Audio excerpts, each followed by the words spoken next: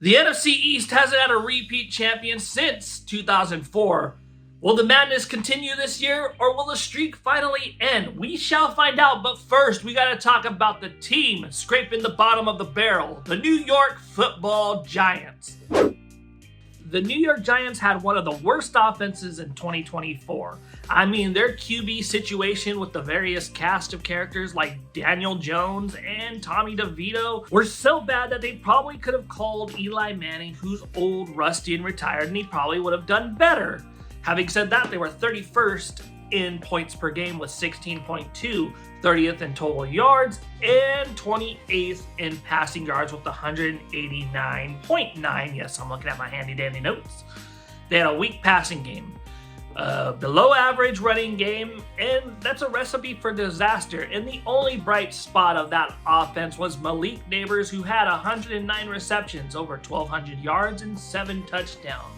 He probably would have had more if a competent QB was at the helm. That's why in the 25 offseason, the New York Giants went out and got not one, not two, but 3 quarterbacks. Now they signed Russell Wilson, who is an aging veteran looking to recapture the magic he had in Seattle. Jameis Winston, who never lived up to the #1 pick status, but gives us memes and the 30 for 30 club. And finally, they went out and drafted Jackson Dart in the first round. He's an unproven commodity. He's out of Ole Miss. Some say he can only read one option before he tries to take off. Can he develop into a good passer and become New York's savior? Only time will tell whether he can learn behind Russell and Jameis. When you have an offense that performs so poorly, it's hard not to see why they went 3-14, but the defense, outside of the pass rush, had a lot of issues as well. Points allowed, 24.2, that's 21st in the league. Rush yards allowed per game, 26th in the league with 136.2. Their only bright spot was their passing defense, which is 210.6 yards allowed. That's 9th in the NFL. Not perfect, and you had a lot of injuries, especially to Dexter Lawrence and 19 other players on the offense and defense who went on injured reserve or were injured for an extended period of time. That's why it was such a huge deal to get Abdul Carter in the NFL draft. I mean, the guy has a great rip move. He's a great run defender, which the Giants desperately need. When you have a defense that features Abdul Carter, Kayvon Thibodeau, Dexter Lawrence, Holland, and Burns, that's pretty solid, and I think they'll compete a lot better in the upcoming seasons. Now, am I saying they're going to be perennial playoff contenders? No, but I see their ceiling this year as 6-11, steady growth. It's not going to be too high, not going to be too low. That's if the defense stays healthy, Russell Wilson plays well, or Jackson Dart comes in and completely fires on all cylinders. Now, if the defense falters, there's injuries galore like last season to Dexter Lawrence and others, and if Russell Wilson is regressing even further and Jackson Dart just doesn't get it, I see them going 2-15 or 3-14 and going after the #1 pick. But unlike the Giants, the Cowboys and their rational fans who never think that they're going to win the Super Bowl every year had high expectations. Jerry Jones said the Dallas Cowboys were all in 2024. What did that look like? Well, the results were there, and they weren't good. Dak Prescott, although had some yards, was shut down mid-season after inconsistent play and injuries. They finished 10th in pass yards with 227.2 and points per game, 20.6. Where it gets really hairy is the running back by committee, which mustered 100.3 yards per game. That's 27th in the league. They were 36% on third down, which is 23rd, and red zone scoring was 46%. That's 31st in the league. The offense struggled mightily is an understatement. And yes, I'm looking at my handy dandy notebook. CeeDee Lamb had just 1,200 yards and 6 touchdowns, which is underwhelming for a #1 receiver. Ezekiel Elliott came back to the Cowboys after spending time in New England, and he looked like a shell of his former self. Long gone are the days of 2016, where he was a beast. They did a running back by committee, but it just did not help at all. The offensive line was injured and banged up, and finally in the 25 offseason, Zach Martin retired. But they did go out and draft his replacement with the 12th overall pick. They got Zach Martin. Future TJ here. I said Zach Martin, but it's actually Tyler Booker that they drafted. Carry on. Who was reliable against power rushers, but we'll see if he can hang with the big boys of the NFL. Not only that, they traded for George Pickens, and if he can keep the antics to a minimum, then CeeDee Lamb and Pickens are going to form a formidable duo. He's got big playability, but maturity issues are always a question with him. We remember Mike Tomlin yelling at him during a Steelers game. Where their offense faltered, the defense, who was supposed to be a strength last year, was just pitiful. They allowed 355 yards per game, that's 28th, 27.5 points per game, that's 31st, 18th in pass yards, 137.1 rush yards. Third down percentage was 36, which is 9th, that's pretty good, but they were scored on 75% of the time in the red zone. That's a recipe for disaster. Despite that, Micah Parsons, who missed 4 games, had 12.5 sacks. That's really good. And their rush defense, which has been bad for a few seasons, continued to show against heavy running teams. They were 27th in the league, like I said, but they did sign Matt Eberflus, I hope I say his name right, as their defensive coordinator, and he has the task of making that run defense a little bit better. I'm not saying that he's going to make it top 10, maybe he will. And they signed Solomon Thomas and are going to depend on young talent to fill the holes of the defense. Maybe in a couple years they'll be good, maybe this year, I don't know. With a terrible defense, an inconsistent offense, the Dallas Cowboys finished 7-10 and fired Mike McCarthy. But Jerry Jones hired Brian Schottenheimer, who I think is just another toady. He's probably a nice guy, but Jerry Jones has a tendency to pick people who don't stand up for themselves. The last time he did was Bill Parcells, and that ended kind of poorly. Jerry Jones is always going to get in the way of the Cowboys' success. He wants all the credit instead of just sitting back, going into retirement, and just running the team from the sidelines. And I don't think the Dallas Cowboys are going to do anything respectable while Jerry Jones is still the general manager. They have a tough schedule ahead. They're playing the AFC West, the NFC East, which featured 2 teams in the NFC Championship game. We'll get to that later. If all goes well and the defense fills its holes a little bit, Dak Prescott is more consistent, and doesn't get injured, I think the team could go 9-8, 8-9, so around there. They're going to miss the playoffs, in my opinion. They'll be a little bit better than they were last year. But if injuries happen, Dak Prescott can't play, Micah Parsons, the future Philadelphia Eagle, doesn't perform up to snuff or gets injured for an extended period of time, then I see the Dallas Cowboys going 4-13 and fighting for that number 1 pick. Now for the team that completely shocked the world and made the NFC Championship, the Washington Commanders.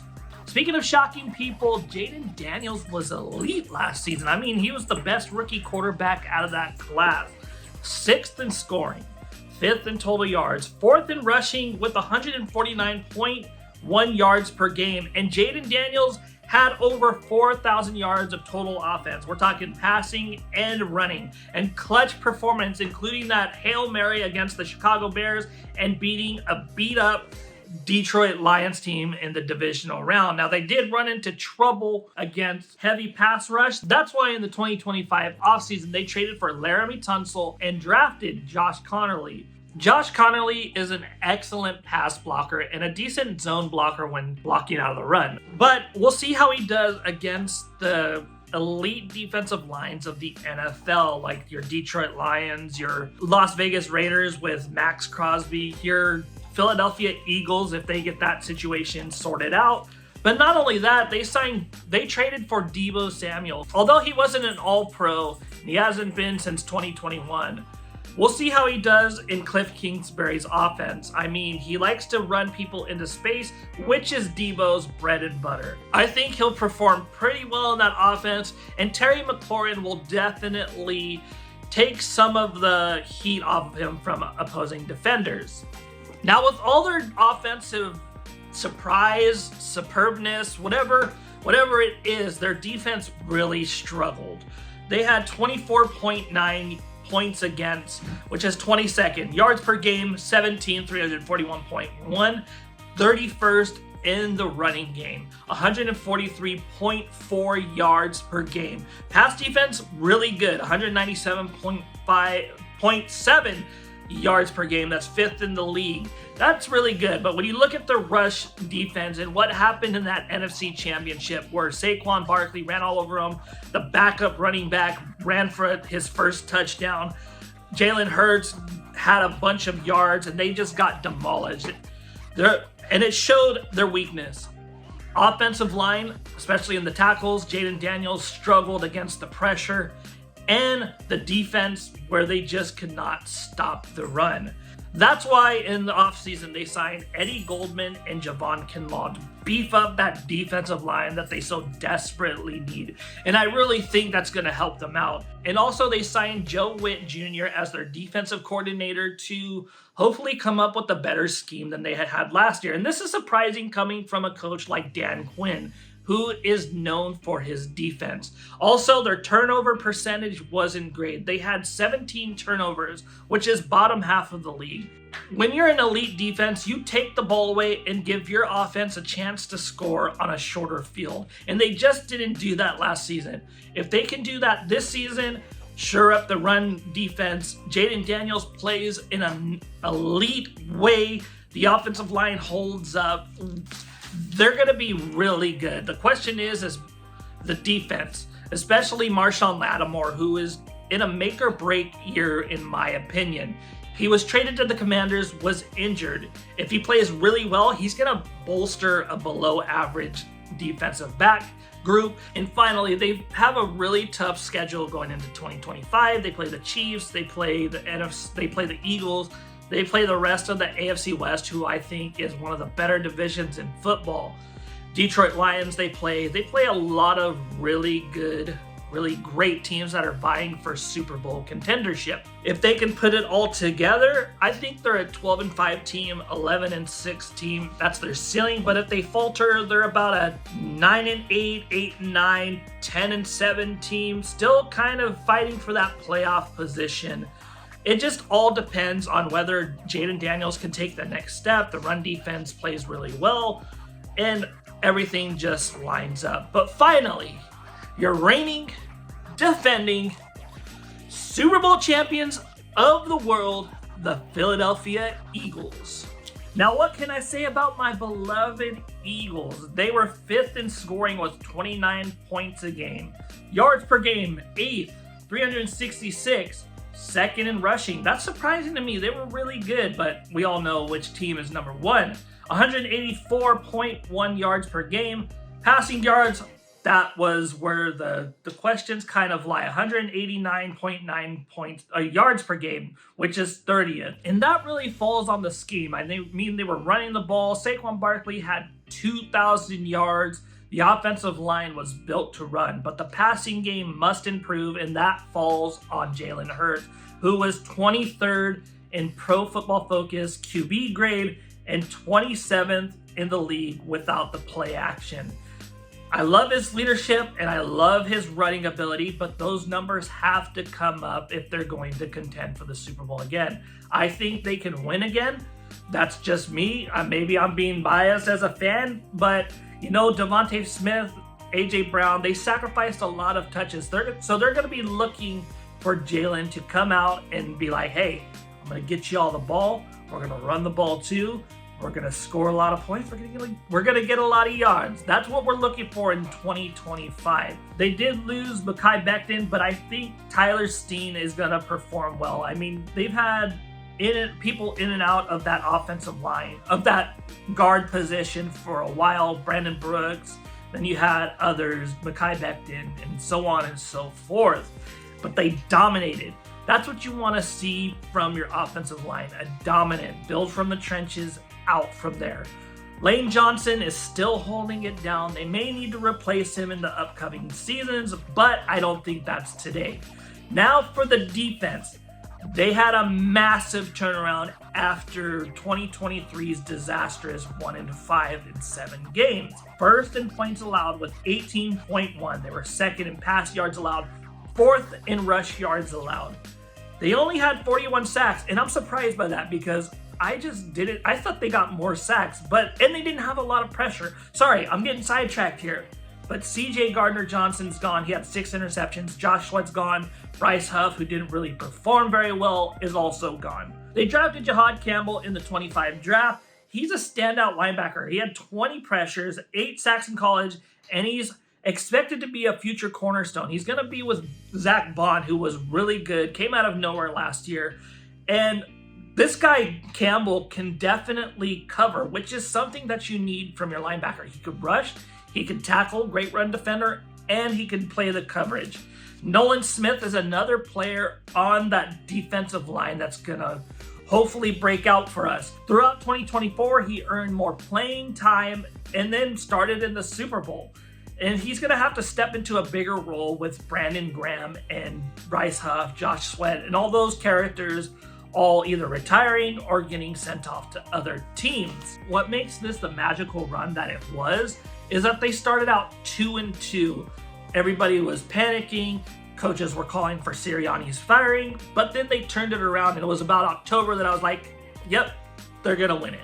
I wholeheartedly think that this is what's going to happen, and it did, and I didn't look like a jackass. But in a perfect world, the Philadelphia Eagles, if they get the passing, the rushing, if they have a good offensive line, defense plays like they did, maybe a little bit less because you can't keep up that level of production, then I think they're going to go 13-4, 14-3, 12-5, around that area. That's their ceiling. Now, if they falter a little bit, I really see them going like 12-5, 11-6, 10-7. They can really regress if things just don't work out for them. So to recap, I think the Eagles and the Commanders are going to contend for first place. The Cowboys are going to battle for third. And the Giants are going to slightly improve, but not enough to be a player in the NFC East. But what do you guys think? Do you guys think I'm right? Or do you guys think that I've been too hard on your teams? If I have, yell at me in the comments. I can take it. And if you like football analysis, all-time teams, fantasy football stuff that I do, don't forget to hit the like, subscribe, and the bell button to see more of that. This is Hilltime Sports, and I'll see you in the next video.